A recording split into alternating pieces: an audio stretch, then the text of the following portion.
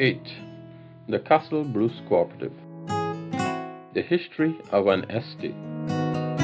As the story goes, Castle Bruce was one of two estates owned by a company called the Commonwealth Development Corporation, CDC. This was a corporation with a rather checkered past.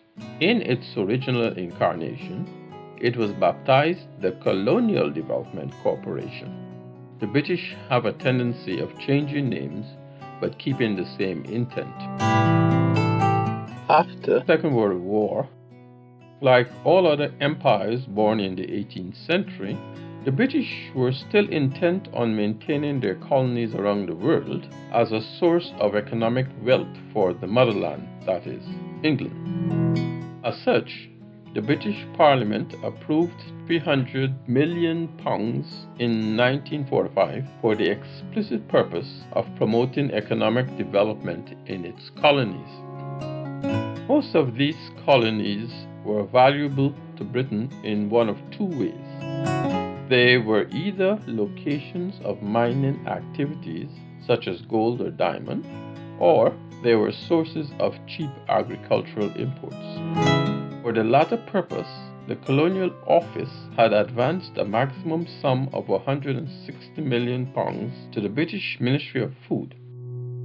That ministry, in turn, provided funds to the same Colonial Development Corporation for investment in agricultural production in its colonies. Of course, when the colonies became the Commonwealth in 1949, so did the renaming of the CDC to the Commonwealth Development Corporation in 1954. Castle Bruce Estate was a 1,300-acre estate located on the east coast of Dominica. The estate was purchased by the Colonial Development Corporation in 1948. However, organized production did not commence until some 10 years later, in 1958, when 250 workers were hired to clear the land and to commence cultivation.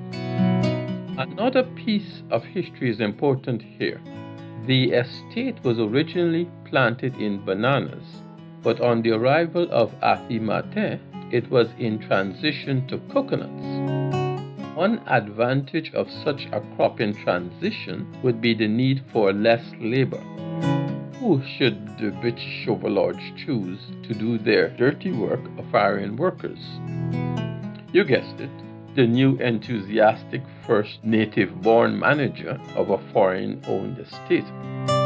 Irrespective of what Athi may have thought his mission to be, the CDC had already taken the decision to reduce the labor force by 30% in 1972 on the grounds that the estate was not operating profitably.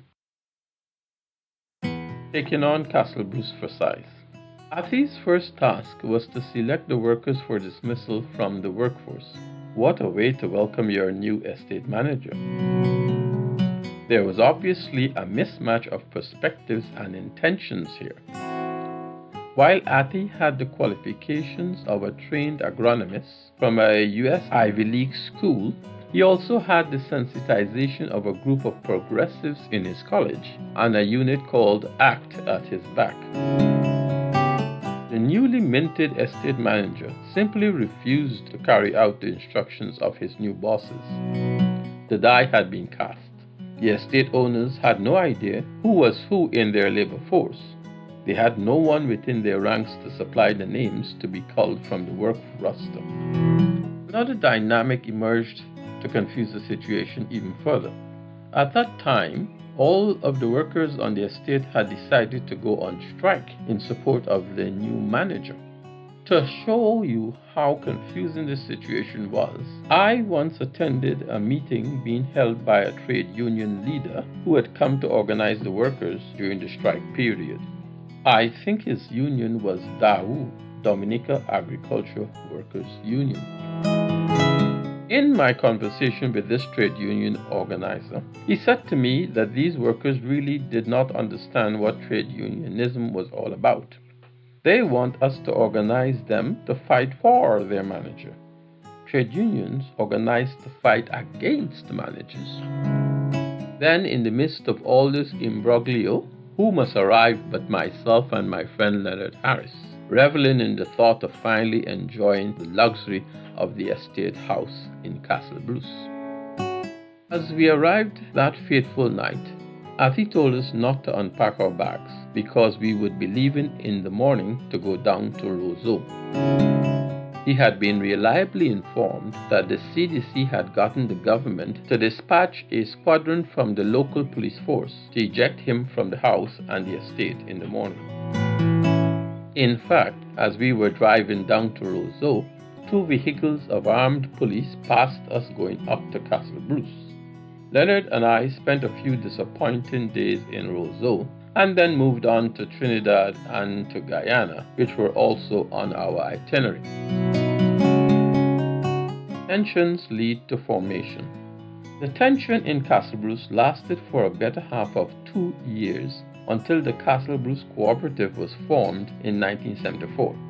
Immediately upon its formation, Athi invoked the understanding that bonded him to ACT and sought the technical assistance and support of his fellow ACT members in the formation of this enterprise. Among the first persons to respond were myself with enterprise formation knowledge and Vincent Carew, our agronomist, with production guidance.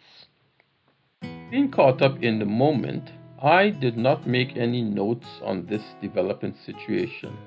As such, I have had to rely on a survey done by a consultant, Michael White, in 1976 to recapture the basic elements of the early days of the Castle Bruce estate. In the plenary session of the 11th West Indies Agricultural Economics Conference held in Roseau, Dominica, April 20 to 24, 1976, Mr. Michael White, Dominican management consultant, presented a paper entitled A Survey of Castle Bruce Cooperative. In that paper, he quoted from a document put out by the cooperative entitled A Chance for a Change. In that document, the 3 major goals of the cooperative were noted as follows. A. To enhance the social and economic security of workers through their effective control of the means of production. B. To increase employment through diversification into labor-intensive crops and subsequently into agro-industrial complexes. And C. To provide social and economic services to workers in specific and to the community at large. I was the author of that document, and it surely reflected a burning desire coming out of my OI committee days in Stockholm, 1972. That was to define the message and control the dialogue. Management structure of the cooperative comprised A. The Workers' Assembly, B. Management Committee, and C. Work Groups. There were also select committees on education and management. Policies, decisions relating to matters such as production alternatives for the farm and the distribution of income had to be approved by the Workers' Assembly. To understand why this structure represented such a major change for the workers in the cooperative, you have to appreciate the road that they had traveled. A worker on the CDC estate in 1968 was paid $1.68 EC for 6-hour day work. At that time, most of the work related to the husking of dry nut.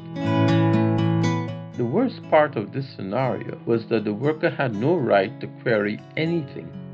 In fact, a mere inquiry about wages was enough to guarantee instant firing.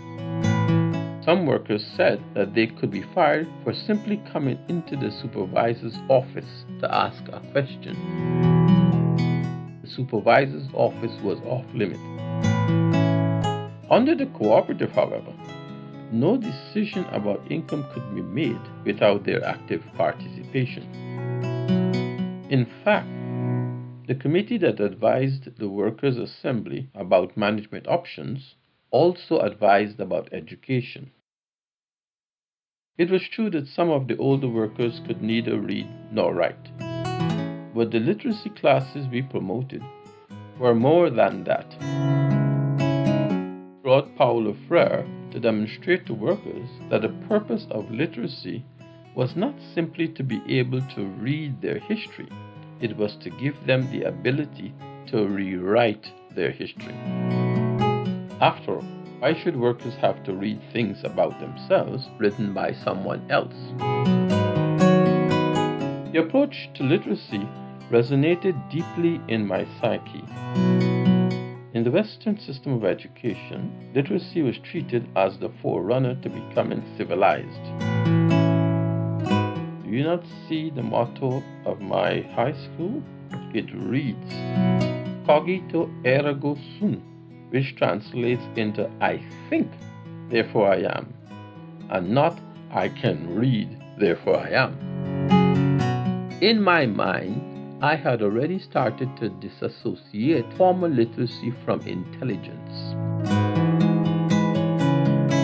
Because we meet natives who can't even write their own names, should we conclude that they have no understanding of their class conditions? They may not have arrived at a workable solution to their current predicament, but they surely understood it. Mr. White also confirmed a high level of worker self-consciousness in his survey of the Cooperative in 1976. He wrote in his analysis as follows: one can expect a greater legitimate identity of views and responses from a group whose members have shared a common struggle for survival as an entity, and who have been exposed as a group to a continuous program of education as to their aims and objectives, as well as to the continuous dialogue as to the means of implementing their objectives. Strong esprit de corps must inevitably result from their shared experiences, which could not be evident in a group drawn together for pre-established objectives by a third party, as was the case with the Melville Hall estate. I added the emphasis because he was making a comparison with events on the other estate owned by the CDC, Melville Hall. In the solution to the impasse at Castle Bruce, the government of the day was encouraged to purchase both Castle Bruce and Melville Hall estates from the CDC. Castle Bruce as Incipit development. Have you ever heard the word incipit? It can be easily confused with insipid, which suggests a dull and boring character. This is not that. It is a word rarely used as an adjective for investment. We know about foreign investment, cash investment, capital investment, but not incipit investment. The word incipit has a Latin origin, incipio, which can be translated into English using such words as begin, speak, enter upon, commence, go about, starting off, incept, and undertake. Before the development of titles for books, professional texts were often referred to by their incipits. The incipit of a text was the first few words of the text employed as an identifying label. In a musical composition, an incipit is the initial sequence of notes serving the same purpose. In a similar manner, the first book of the Pentateuch is the Greek word used by the Christians to refer to the first 5 books of the Bible. The first book of the Pentateuch was called In the Beginning, and not Genesis as we know it today. During the medieval period in Europe, incipits were often written in a different script or color from the rest of the work of which they were part. The incipit pages would be heavily decorated with illustrations. Although not always called by the name of incipit today, the practice of referring to texts by their initial words remains commonplace. For example, we are accustomed to referring to a special prayer as the Lord's Prayer. Previously, this was identified as the Our Father or Pater Noster. Agnus Dei, qui tollis peccata mundi, is the plea in Latin to to the Lamb of God that takes away the sins of the world. We still refer to this by its Incipit, the Agnus Dei. In a practical sense, the Castle Bruce experience was the incipit opening chapter of the development of a people and not a country. It reformed the economics of classical colonial estate, which had its origin in the slave plantation. Now consider this. While the professional agricultural economists were busy arguing whether 2 years of this experience was enough proof of it being a demonstration model, Castle Bruce was hosting many visitors from the island and overseas who recognized it as the beginning of an opportunity and hope for a new development. Funding agencies were willing to fund this or that aspect once it was proposed by Arthur Martin and the Castle Bruce Cooperative. Farm workers came from Grand Bay to observe what was going on in Castle Bruce, although the development on the Geneva estate in Grand Bay had its own dynamics. A defining feature of incipit performance is that it starts to spark off other things even before it matures. Castle Bruce sparked organic growth in agricultural investment. The cooperative itself soon diversified into other short-term crops. This led to the formation of the Dominica Farmers Union, DFU, which was aimed at marketing the increasing supply of domestic food crops. Soon, the DFU, because of the overwhelming supply response, was forced to seek funding to purchase a ship and to start shipping produce from Dominica to the U.S. Virgin Islands.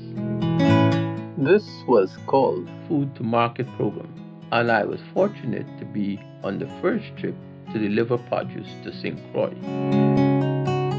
The DFU also began explorations into financing the expansion of essential oil industry with specific emphasis on bay oil. The Bay Oil Farmers Cooperative soon started to diversify their end products into perfumes and other condiments.